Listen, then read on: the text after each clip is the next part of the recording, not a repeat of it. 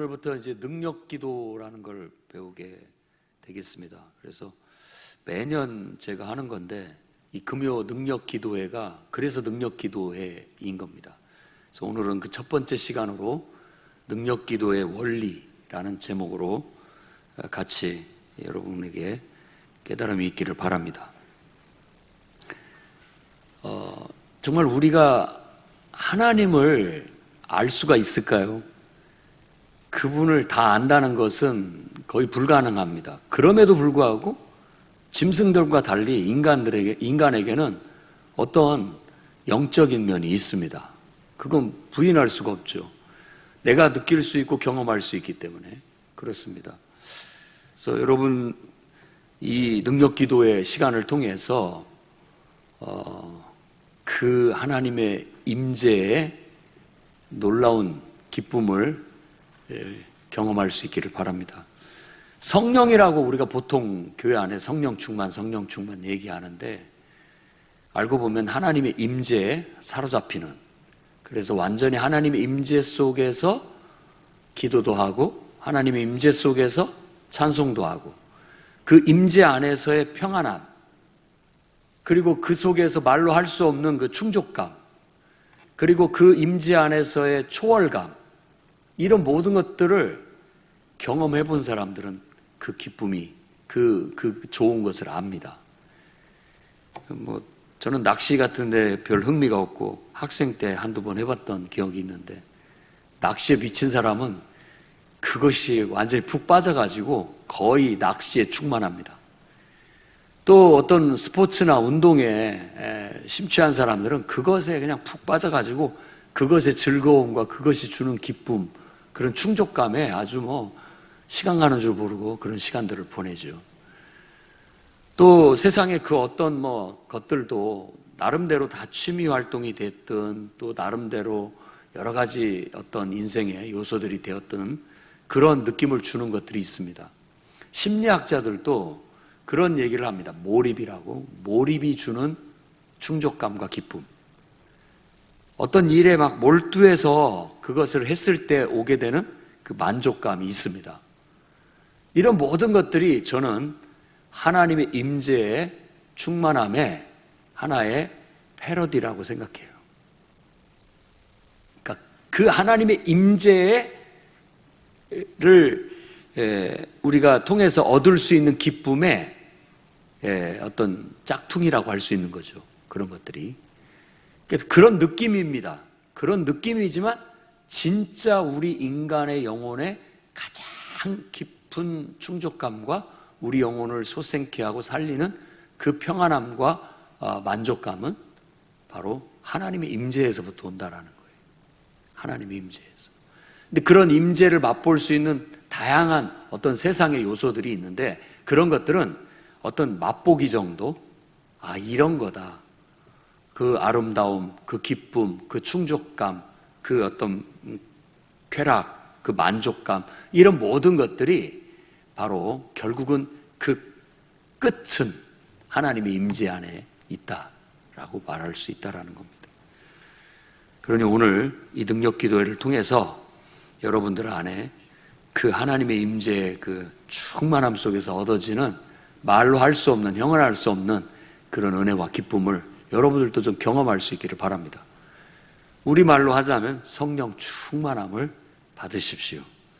오늘 말씀에 보면 모든 기도와 간구로 하되라고 그렇게 얘기합니다. 기도, 간구 조금 다른 용어로 쓰고 있습니다. 기도는 하나님의 하나님 되심을 인정하면서 예배하는 마음으로 드리는 것을 말한다고 합니다. 그러니까 그게 프로스케라고 해가지고, 그러니까 하나님의 지금 말하는 그분의 어떤 존재를 느끼면서 그분의 임재를 느끼는 거예요. 이 시간도 이 자리에 가만히 앉아 있으면서도 여러분들이 지금 하나님의 임재를 느낄 수 있어야 됩니다. 그러면은 소리내서 꼭 기도를 해야 기도가 아니라 하나님의 임재 앞에 서서 그분의 임재, 그 존재감을 느끼면서 그분의 존재 앞에 내가 서는 느낌 속에 있다면 우리는 지금 기도 상태에 있다라고 말할 수 있는 거죠. 다른 말로 예배라고도 말할 수 있고, 예배나 기도나 그렇게 크게 다른 용어가 아닙니다. 지금 우리는 하나님의 임재 속에서 그분의 존재를 느끼고 내 존재를 느끼면서 그 앞에 어떤 느낌이 있어요. 지금 내가 그런 상태에 놓여져 있다면 지금 우리는 기도 상태에 있는 겁니다. 한때 저도 그 침례 교단에 목회자 세미나를 갔는데, 낯선 곳에 가서 뭘 한다고 해서 경주 어디 가가지고 거기서 했는데, 낯선 목사님들 뭐 이렇게 다 만나갖고 하는데 아는 사람 없으니까 별로 얘기할 것도 없고 그냥 좀 이렇게 낯선 환경에 잘 적응하지 못하는 상황 속에서 가가지고 앉아 있는데, 그날따라 그렇게 찬양이 그렇게 가사가 그냥 와 닿고, 그날따라 그렇게 말씀도 그냥 쏙쏙 들어오고, 왜 그랬는지는 모르겠어요. 그런데 그때는 굉장히 집중이 잘 되고 모든 것들이 다 새롭게 느껴지고 은혜가 됐던 경험이 있습니다.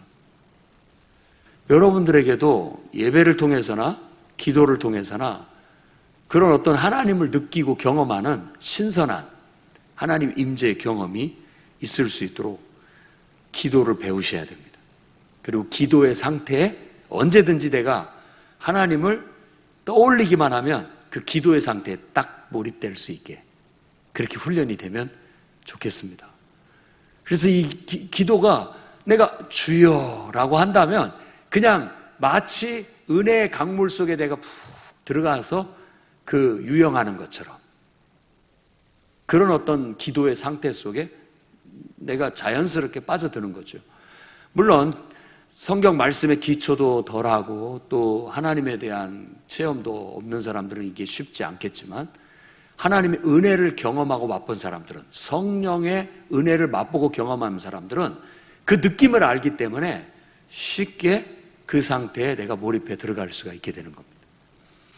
그러니까 예배당에 올 때 주님 하면서 그분의 임재 속에 이렇게 몰입해 들어갈 수 있습니다. 기도 상태에 들어가는 거죠. 예배 상태로 내가 지금 들어가는 겁니다. 모든 기도와 간구를 하되 항상 성령 안에서 기도하고, 개역 한글판에는 무시로 성령 안에서 기도하라고 그렇게 번역을 했습니다.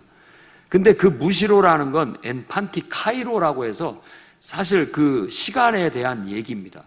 그러니까 시간이 없다라는 뜻인데, 모든 시간 또는 모든 기회를 통해서 항상 기도하라는 겁니다.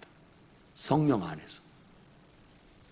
그러니까 언제든지 내가 주님을 떠올리기만 하면 우리는 그 순간 기도 상태로 딱 빠져드는 겁니다. 내가 뭐 버스를 타고 가다가도 길을 걷다가도 문득 주님 하면 나도 모르는 사이에 그 주님, 우리가 기도 상태 속에 싹 몰입해 들어가는 겁니다. 성령 안에서 그게 가능해집니다. 그래서 교회를 다니면서 성령이 뭔지도 모르겠다, 하나님의 임재가 뭔지도 모르겠다, 다들 막 은혜 받는다고 하고 뭔가 막 느껴진다고 하고 좋다고 하는데 나는 아직 그걸 모르겠다고 한다면 오늘 그 영적 감각을 여러분 깨워내시기를 바랍니다. 깨워내셔야 돼요. 그래서 예배당에 오면 딱 주님을 떠올리고 그 주님의 임재 앞에 쏙 빠져들어가서 몰입해서 그 기도 상태에 몰입 들어가게 되고, 예배 상태에 딱 자리를 잡아서 하나님을 예배하고 기도하는 그런 시간들이 돼야 되겠고, 그게 익숙해지면 이제는 이런 분위기가 아닌 길거리 가다가도 어디 뭐 내가 어떤 일을 하다가도 문득 주님을 떠올리면서 그 상태 언제든지 몰입해서 들어갈 수 있다라는 겁니다. 이것이 모든 기도와 간구를 하되 항상 성령 안에서 기도하라는 이런 말씀의 실질적인 면이라고 해석해 볼 수가 있겠습니다. 이것을 위해서 항상 깨어 기도를 해라고 그렇게 얘기합니다. 깨어서 기도한다라는 것은 늘 의식하고 주의하고 경계한다는 뜻이에요. 그 깨어.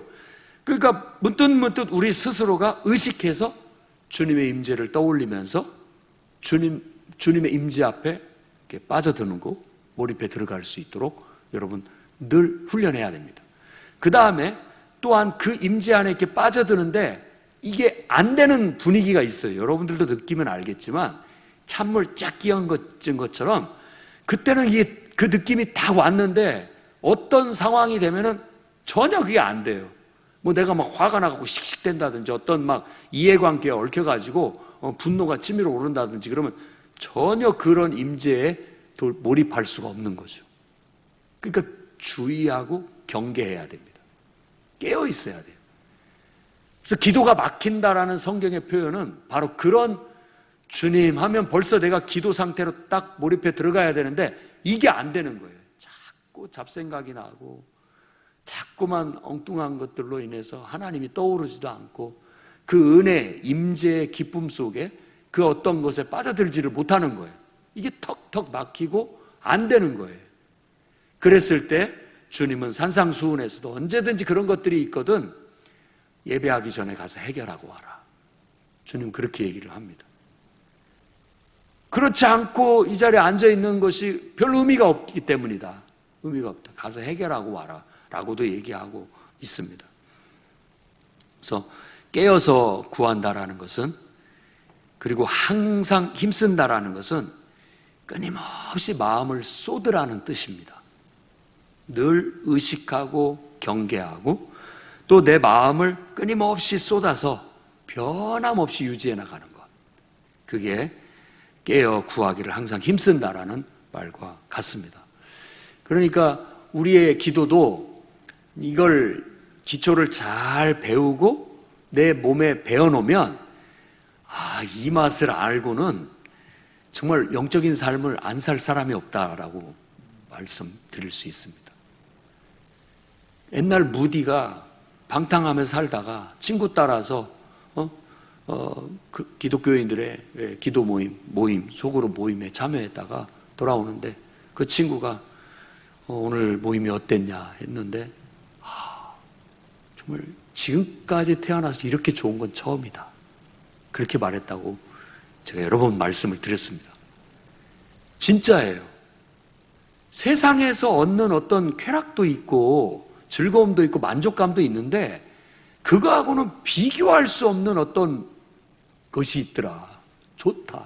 그 말로 표현할 수 없는 황홀함과 말로 표현할 수 없는 어떤 영적인 충족감과 기쁨이 있는데 정말 좋다, 이렇게 말하는 것이죠.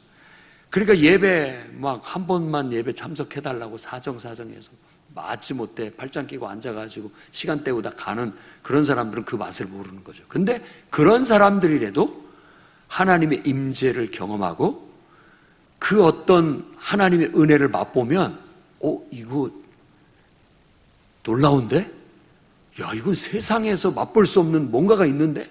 라고 하면서 하나님의 임재 속에 빠져들게 되고 그 속에서 얻은 그 평안함, 그리고 그 속에서 얻은 어떤 충족감, 이건 그 어떤 세상의 보화보다도 더 값지고 귀하고 의미 있다라는 걸 알아서 다음부터는 예배 갈래? 안 와도 괜찮아 라고 해도 뭔 소리야, 가고 싶어 라고 말할 수 있는 변화가 일어나게 되는 거죠.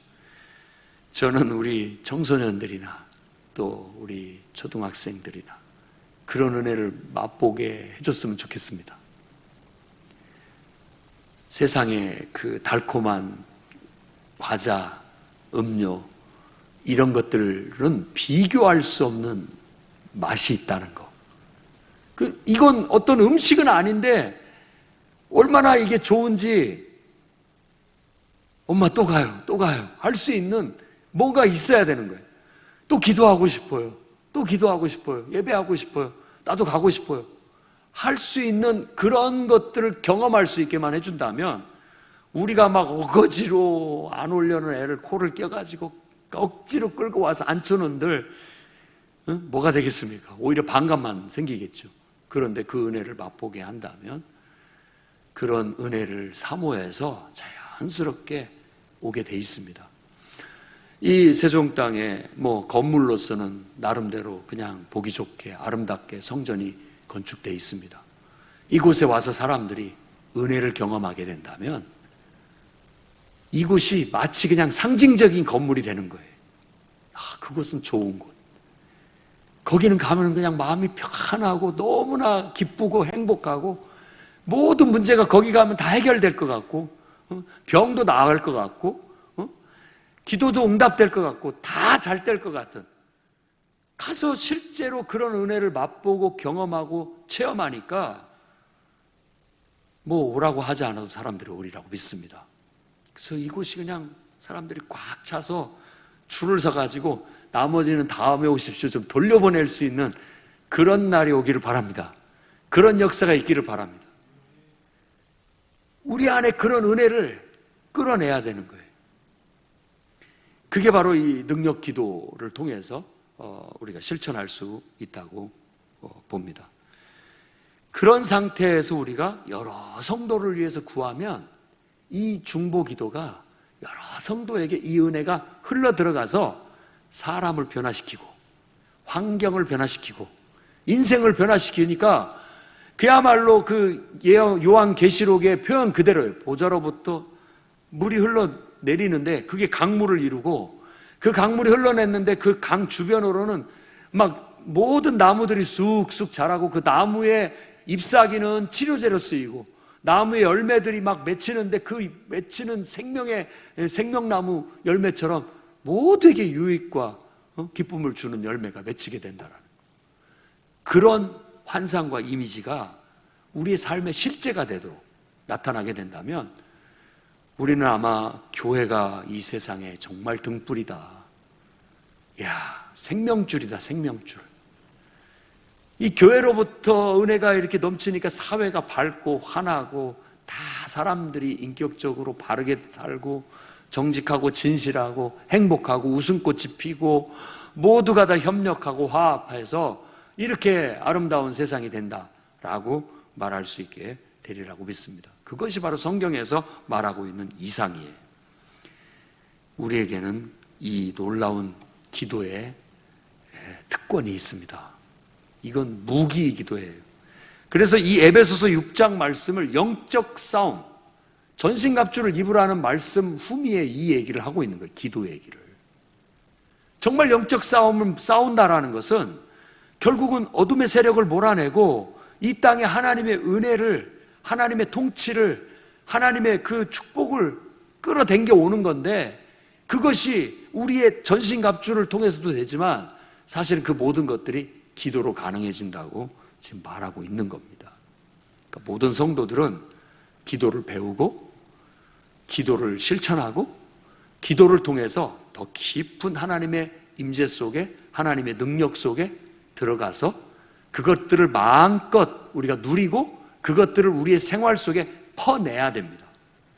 그래서 하나님의 은혜와 능력이 내 삶에 이렇게 흘러 넘쳐서 변화가 일어나고 그거에 대한 열매들이 맺어질 수 있도록 해나가는 것, 이게 진짜 기도라고 말할 수 있겠고, 그게 바로 기도의 사람인 거죠.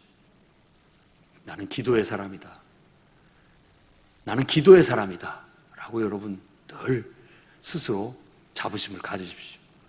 내가 기도하면 하나님은 응답하신다. 내가 기도하면 이 가정이 밝아진다. 내가 기도하면 사람이 변화된다. 내가 기도하면 역사가 일어난다. 내가 기도하면 막 다 모든 것들이 좋아진다. 이런 믿음과 능력으로 기도의 사람으로 살아가셔야 되겠습니다. 그래서 세상이 여러분을 보배처럼 여길 겁니다. 여러분은 복덩이고 여러분은 복의 통로예요. 기도하는 사람이 있으니까 이 사람이 복이 되는 거예요. 복이 돼서 모든 것을 다 좋게 변화시키고 새롭게 만들고 온전하게 만들어가니까 얼마나 이게 복이겠습니까? 그래서 우리는 능력 기도를 배우고 이 금요 기도회를 통해서 능력 기도를 실천하고 더 깊은 성숙한 기도의 사람이 되어서 사도행전과 같은 역사를 계속해서 써나가야 되겠습니다. 그러면 이런 능력 있는 기도는 어떻게 가능하냐? 맨 먼저 이제 성령 안에서 기도하는 법을 배워야 됩니다. 그것을 좀 더 쉽게 이해하기 위해서 창세기 1장 1절에서 3절 말씀을 보면 알 수 있습니다. 창세기 1장 1절에서 3절 말씀, 태초에 하나님이 천지를 창조하시니라. 땅이 혼돈하고 공허하며 흑암이 깊음 위에 있고 하나님의 영은 수면에 운행하시니라. 하나님이 이르시되 빛이 있으라 하시니 빛이 있었고 라는 말씀입니다. 이걸 머릿속에 떠올리면서 묵상을 쫙 해보십시오. 하나님이 창조하셨을 때의 모습, 그때 온 세상이 혼돈, 무질서하단 말입니다. 공허, 텅 비어있어요. 의미가 없습니다. 흑암, 어둠에 처해져 있었어요. 그런데 그곳에 하나님의 영이 수면에 운행하시기 시작했다라는 거. 하나님의 영이 수면에 운행하셨다라는 거. 이것이 이제 변화의 시작인 거예요. 변화의 시작. 그러니까 우리 안에도 하나님의 영이 임해서 내 안에 임재하시면 그때부터 이제 달라지는 겁니다. 달라지기 시작하는 거예요. 변화가 시작되는 거예요. 역사가 시작되는 거예요. 어떤 뭔가가 이제 창조되기 시작되는 거죠. 뭔가 일어나기 시작하는 거죠. 그 느낌을 가지십시오. 하나님의 신이 수면에 이렇게 알을 품듯이, 닭이 알을 품듯이 딱 품고 있는데 그 속에서 생명이 싹 트고 그 속에서 놀라운 것들이 일어나기 시작하는 거예요. 우리가 하나님의 임재 아래 들어간다라는 게 바로 그런 겁니다. 성령 안에서의 기도는 주님 하면 그분의 임재 속에 내가 푹 들어가서 그 하나님의 영이 역사하시는 대로 우리가 하나님과 영적인 소통을 누리면서 기도를 하게 되는 겁니다. 그럴 때 하나님이 빛이 있으라 하니까 말대로 되는 거예요. 이 원리를 잘 이해하십시오. 하나님의 임재 속에서 하나님이 내가 되고 내가 하나님이 돼요. 하나님과 내가 완전히 하나가 돼. 내가 하나님 안에, 하나님이 내 안에. 예수님께서 하셨던 말씀 그대로예요. 요한복음에 내가 아버지 안에, 아버지께서 내 안에 있는 것처럼 어떤 하나가 느껴지는 겁니다. 그분이 내 안에 충만하고 내가 그분 안에 충만하고, 그런 상태 속에서 바로 말로 선포하는 것은 능력이 있다라고 말할 수 있겠습니다. 빛이 있으라 하니까 그대로 되는 거예요. 이 원리를 이해하셔야 됩니다. 그래서 말의 선포는 능력이 있다고 얘기하는 것은 그냥 막 아무렇게나 말한다고 되는 게 아니죠. 이런 것들의 패러디, 가짜가 뭐냐? 그 주문 외는 거예요. 주문 외면 뭐가 되는 것처럼 하는 건데, 사실은 하나님의 임재가 있는 하나님의 능력의 말이 선포될 때 그 말이 그대로 되는 것을 말하는 겁니다. 그게 진짜인 거예요. 세상은 가만히 보면 하나님을 더듬어 찾고 있어요. 그러다 보니까 하나님을 제대로 찾지 못하니까 그것의 가짜, 패러디를 자꾸 보여주는 거예요. 그리고 사탄은 또 그렇게 하나님의 진짜 하나님을 보지 못하도록 자꾸 왜곡된 어떤 것들을 보여줌으로써 가둬놓으려고 그래요. 인간의 눈을 왜곡시켜 놔가지고 진짜 하나님을 못 만나게 해요. 그걸 사탄이 제일 싫어하는 거니까. 하나님의 임재가 우리 안에 있어서 그분의 영이 우리 안에 운행하면서 역사가 있다면, 그때 그분의 능력의 임재 속에서 우리가 말로 선포하는 것들은 그대로 되는 거예요. 주님께서도 나병 환자가 찾아왔을 때 주님이 원하시면 깨끗하게 될 수 있습니다 라고 했을 때, 내가 원한다, 깨끗해져라 라고 말했을 때 그렇게 어린아이 살결 같이 깨끗하게 됐다고 말하고 있는 겁니다. 매번 경험할 수 없지만 저는 이 원리가 있다고 믿습니다. 하나님의 임재 안에서 그렇게 기도하면 변화가 일어나고 역사가 일어나고 어떤 능력들이 나타나기 시작하는 겁니다. 그래서 우리가 성령 안에서 기도하는 그 감각을 깨우고 터득하고 그렇게 기도하는 걸 실천하면서 자꾸만 그것들을 더 증진해 나아가야 되겠다는 것입니다. 자, 성령에 대해서 요한복음은 보혜사라고 얘기를 하는데, 보혜사라는 것은 꼭 변호사처럼 혹은 보디가드처럼 우리를 돕는 존재를 말하는 겁니다. 늘 우리 곁에서 우리를 이렇게 도와주는 역할, 항상. 그런데 요한복음 14장 26절에는 그 성령이 모르는 걸 깨닫게 해준다는 거예요. 그러니까 성령의 임재 속에 우리가 싹 빠져들게 되면 평상시 모르고 생각나지 않은 것도 생각나게 됩니다. 우리가 시험 볼 때 기도하면 다 내가 공부했던 거 그냥 다 그대로 생각나면 얼마나 시험을 잘 보겠습니까? 기도하고 학생들도 시험을 봐야 돼요. 옛날에 원종현 박사가 그 간증하는 거 들어봤는데, 그 미국의 암 몇 손가락 드는 의사가 됐던 사람이 학생 때부터 새벽 기도를 계속 가요. 근데 하나님께 지혜를 구했는데, 지혜를 주셨는데 뭐냐면 책을 보면 그게 이미지처럼 머릿속에 다 떠오른다는 거예요. 그래서 그 사람은 외워서 시험을 보는 게 아니라 머릿속에 이 책을 넘겨가면서 시험을 봤다라는 거예요.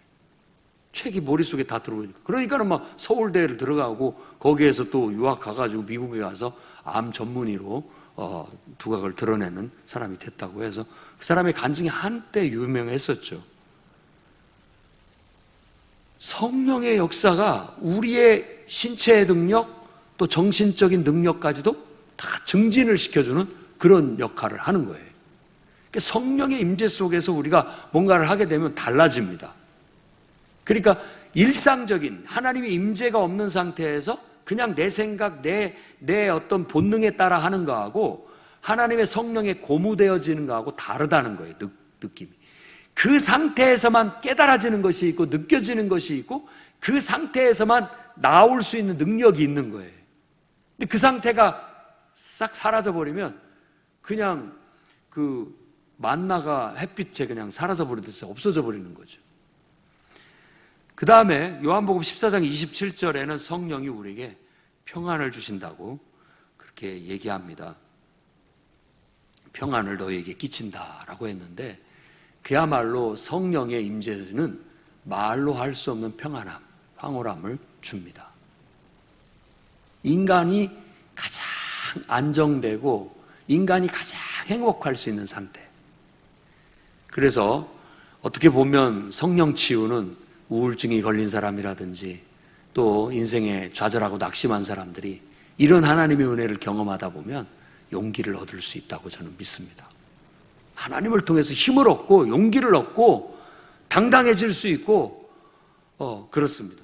그래서 성령 충만함을 받은 사람들은 늘 평상시도 좀 이렇게 사람 만나는 걸 부끄러워하고 앞에서 말하는 것도 부끄러워하는 사람들도 성령의 충만함을 받고 공부가 되어지면 당돌하게 말합니다. 그리고 막 그런 것들을 극복하고서 그런 것들을 해내는 거예요. 내가 어떻게 이렇게 달라졌는지 모르겠어요. 그게 고무되어져서 성령의 고무가 되어져서 뭐 그런 어떤 성령의 바람을 힘입어가지고 그런 역사들을 일으켜내는 거죠. 저도 고등학생 때부터 아이들을 가르쳤는데 유치부, 초등부 애들 교사로서 가르치는데 사실 뭐 성경도 잘 알지 못하고 이렇게 했지만 열심히 있고 열정이 있고 막 기도했죠. 막 교회 와서 철야 기도하고 막 기도하고 막 이렇게 하고 나서 애들 앞에 서면 자신만만합니다. 뭔 몰라도 자신만만해. 애들이 그냥 이렇게 끌려와요. 그런 경험 해보셨어요? 근데 영적으로 침체되어 있잖아요. 어떤 집사님이 우리 애 말썽쟁이 애인데 애 좀 전도 좀 해라고, 복음 좀 가르쳐라고, 말씀 좀 가르쳐라고 갖다 붙여놓는데 나도 말씀을 가르치는 것이 퍽퍽하고 애도 듣는 둥 마는 둥 하고 변화가 안 일어나는 거예요. 근데 어쩔 때는 막 성령이 충만해가지고 말씀 탁 펴서 막 가르치면 몇 마디 하지 않았는데 애가 막 눈물을 뚝뚝 떨어뜨리면서 회개하는 역사가 일어나요. 이게 누가 하는 거냐고요. 내가 하는 게 아니라 나를 통해서 하나님이 바람을 불어넣으셔서 하나님이 역사하시는 거예요. 그런 경험들을 하다 보면 이야 놀랍다, 놀라운 은혜다, 능력이다 라는 걸 알게 되는 거죠. 사람을 울게도 만들고 웃게도 만들고 고치지 못한 습관을 바꾸게도 만들고 변화시키기도 만들고 하기 싫은 것을 하게도 만들고 하고 싶은 걸 못하게도 만드는 능력이 성령의 역사 속에 있는 겁니다.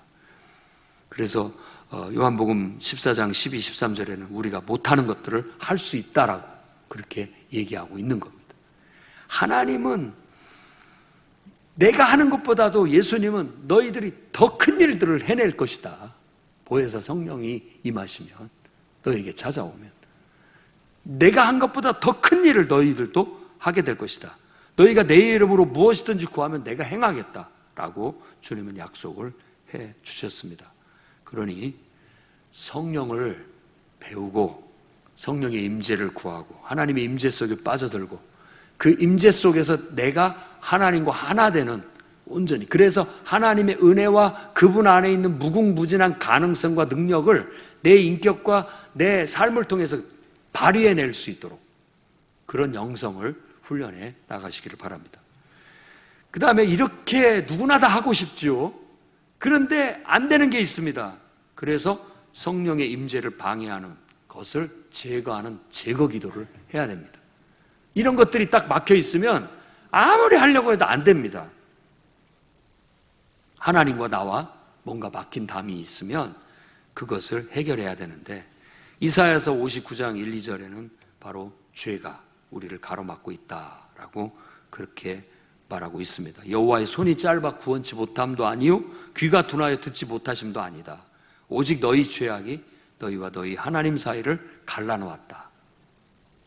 죄악이 하나님과 우리 사이를 갈라놓았다는 거예요. 그래서 너희 죄가 그의 얼굴을 가리어서 너희에게 듣지 않게 된 것이다. 하나님 얼굴을 가려버렸기 때문에 하나님이 듣지 않는 것처럼 그렇게 묘사를 하고 있습니다. 그렇다면 우리는 어떻게 해야 됩니까? 즉시 그런 생각나는 죄가 있거든 회개하고 그것들을 제거하는 기도. 그러니까 이 제거 기도라고 하는 건 회개 기도라고도 할 수 있죠. 어떤 용어를 쓰든 상관없습니다. 나와 하나님 사이를 가로막고 있는 것이 있다면 빨리 그것들을 제거해내야 됩니다. 회개로 털어내야 되는 거죠. 이때 우리가 그것을 씻어낼 때 주님의 보혈을 형상화할 수 있습니다. 보혈이 마치 흘러서 우리 죄를 씻어내는 것처럼, 씻겨내는 것처럼. 그리고 성령의 불을 형상화할 수 있습니다. 성령의 불이 내 불순물들을 싹 태워버리는 것처럼 깨끗이 정화시키는. 그래서 내가 주님의 보혈로 정결케 되고 성령의 불로 정결케 되는 그런 느낌으로 우리 모든 죄를 고백하고 하나님 앞에 내놓아야 되겠죠. 야고보서에서는 우리의 기도가 응답되지 못하는 것은 정욕으로 쓰려고 잘못 구함이다 라고 그렇게 얘기합니다.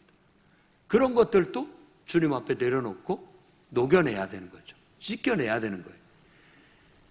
너무나 이기적인 나만을 위한 기도, 그런 기도가 결국은 우리가 하나님을 제대로 이해하지 못하고 하는 기도이기 때문에 그런 것들은 걸러져야 된다라고 말하고 있고, 갈라디아서 2장 20절에는 그 유명한 말씀이죠. 내가 그리스도와 함께 십자가에 못 박혔으니 이제는 내가 사는 것이 아니다. 내 안에 그리스도께서 사시는 것이다.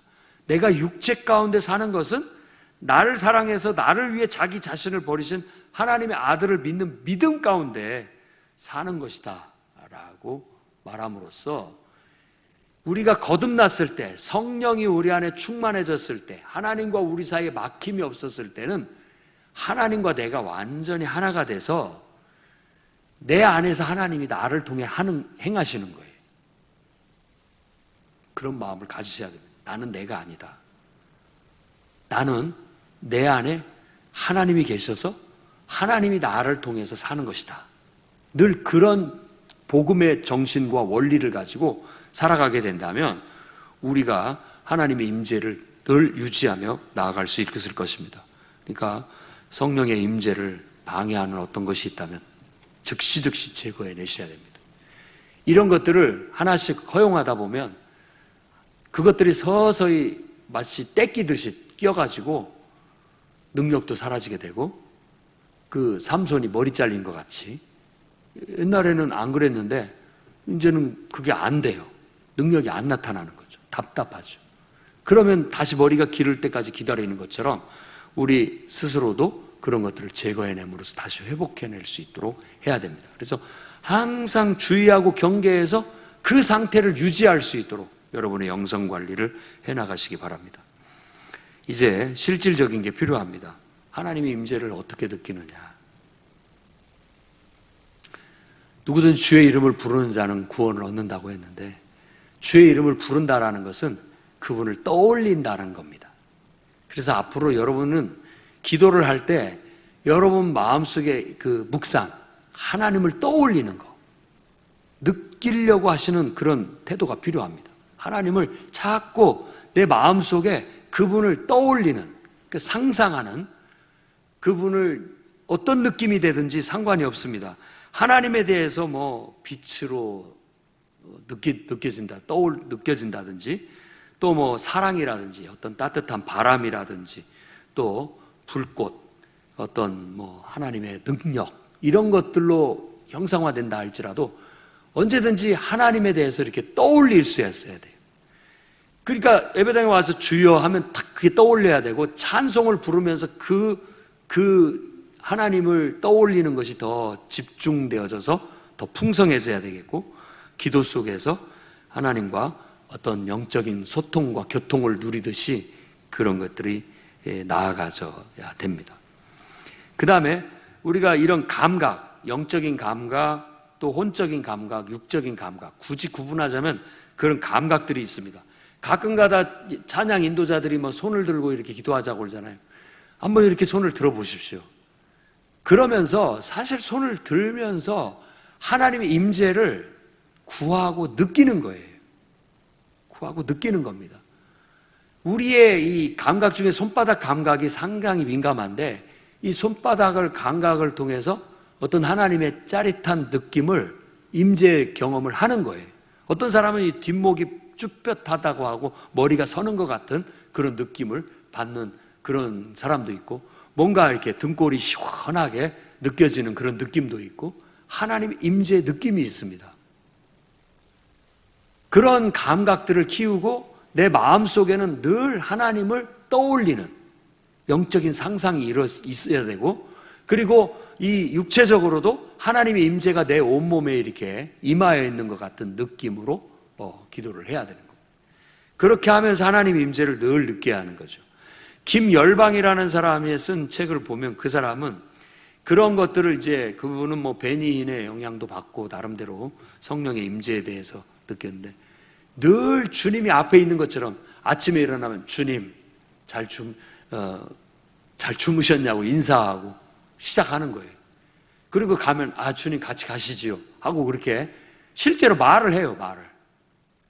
차를 타면 주님 같이 차 타시지요 하고 타.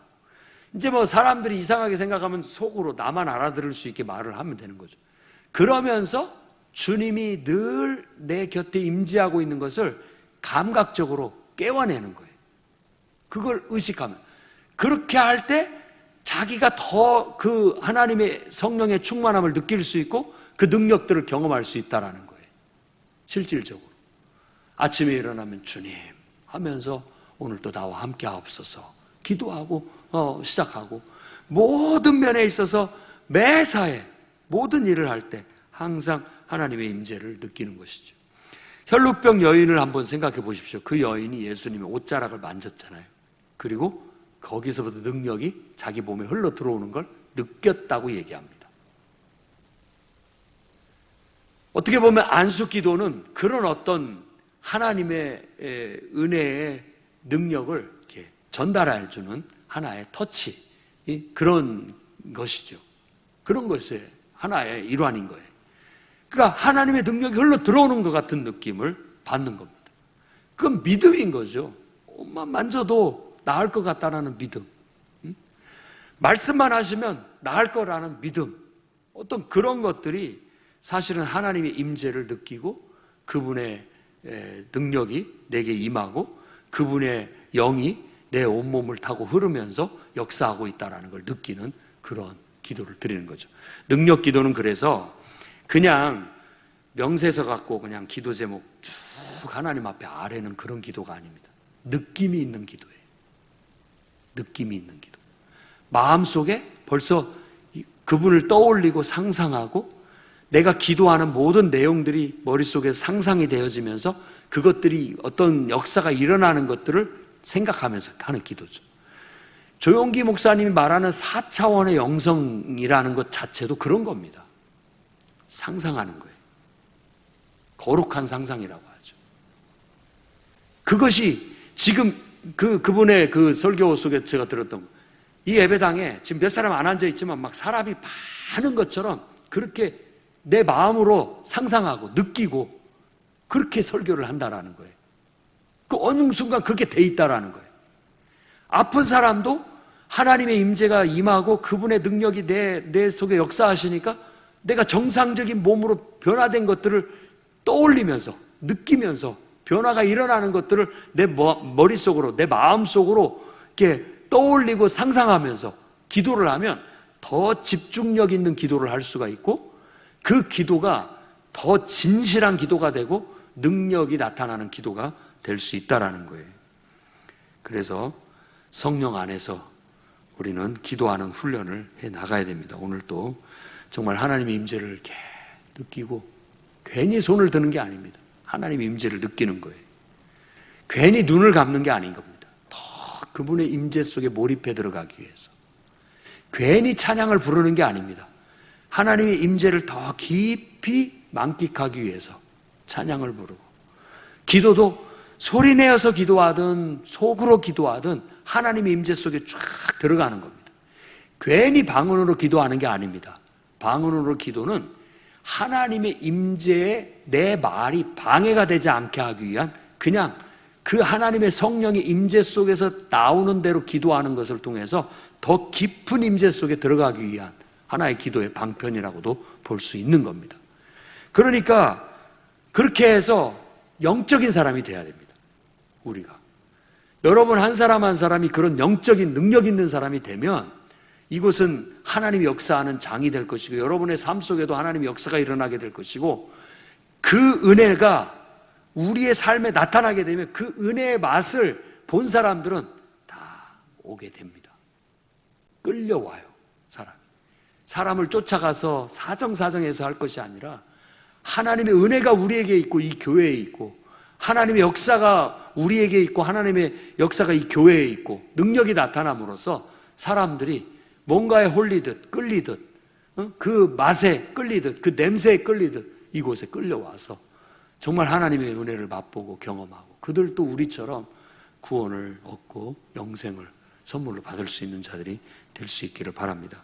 그래서 오늘 또 같이 이제 이 능력 기도의 원리 여러분에게 나눠준 그 유인물대로 성령 안에서 기도하는 것 그리고 제거 기도를 먼저 하는 것 그리고 하나님의 사랑, 영원 사랑으로 하고 하나님의 임재를 느끼려고 하고 성령 안에서 기도하면 그 내가 선포한 대로 된다라는 믿음 그리고 성령 안에서 기도하는 것은 그것이 차근차근히 뭔가를 이루어내는 역사를 이뤄낸다라는 거 조금씩 좋아지는 것이죠.